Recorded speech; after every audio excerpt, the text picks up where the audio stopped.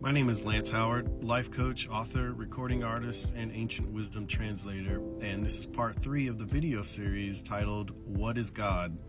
I highly suggest seeing parts 1 and 2 for context. In my latest book, Bible Redefined and the Book of Yasharal, I write about how religion has kept us distracted and deluded with the question, who is God, rather than focusing on a more beneficial question, what is God? We don't need more answers. We need better questions, especially when we can easily manipulate the answers to fit rigid ideology, meaning the questions are biased before we even begin.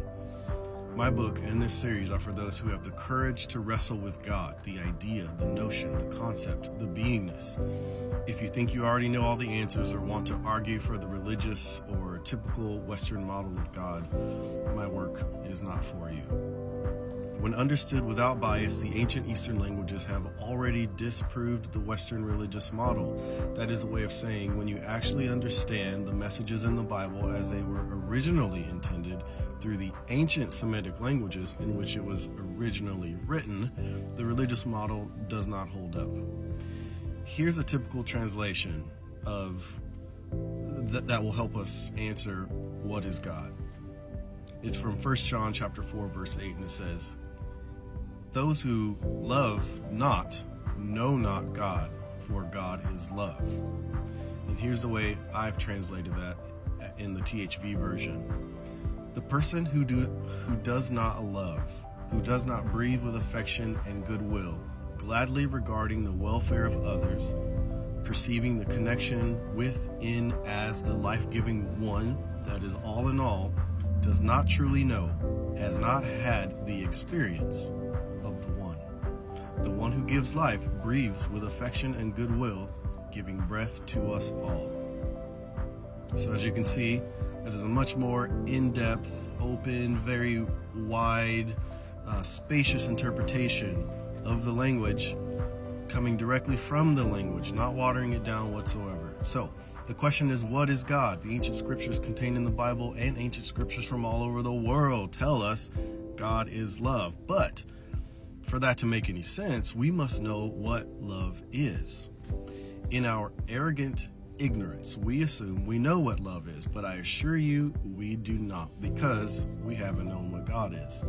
If God is love, but we don't know what God is, how can we know what love is? If God is love, but we don't know what love is, how can we know what God is? We haven't been wise enough to ask, what is love exactly? What is God exactly? The answer to these questions will change everything for the better. Have the religious answers about God really made things better? Have our entertainment-driven conclusions about love, which we derive through songs and fairy tales and movies, have they really made things better? Or have our notions of God and love left us confused, frustrated, feeling hopeless, and sometimes denying that they even exist? Here is an unavoidable and inarguable fact about humans. We allow the drama in our lives to create pessimism that pollutes our view of things, and we lose our curiosity to seek what is real and what is true. We inevitably allow misfortunes to define who we are, what we think of one another, what we think of God, and what we think of love. Love, according to the ancient Semitic languages, is the combined feeling or energy of peace, connection, affection, and goodwill. The true love is not about how something or someone else makes us feel. It is a pure and organic recognition that is born from within oneself. In a multidimensional sense. There's more I'd like to say about the multidimensionality of it, but those details are for clients. Love is the awareness of the great truth. What truth? The truth that there's only one thing happening here and now, despite what all appearances seem to report. That one thing is the ever-present reality, which is the backdrop of every experience, connecting everything to everything else as one. We have called this one thing God. Quantum science has made this inarguable, which also reveals that the wisdom of the ancients exceeds our technology. They intuitively knew and experienced what we need proof of and still lack the experience of. We think ourselves to be so advanced, but in many ways our intelligence has regressed from that of the ancients. The one thing I will stress is that what I'm offering through my books and teachings may be insightful, but without personal experience, it will still become nothing more than arrogant knowledge.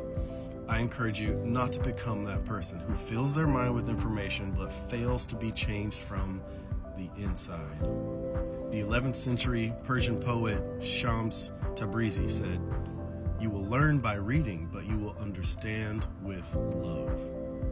If we aren't becoming better humans, what we know will not save us from the hell our arrogance ignites. The more we know, the more fuel we have for the ego to set our lives on fire.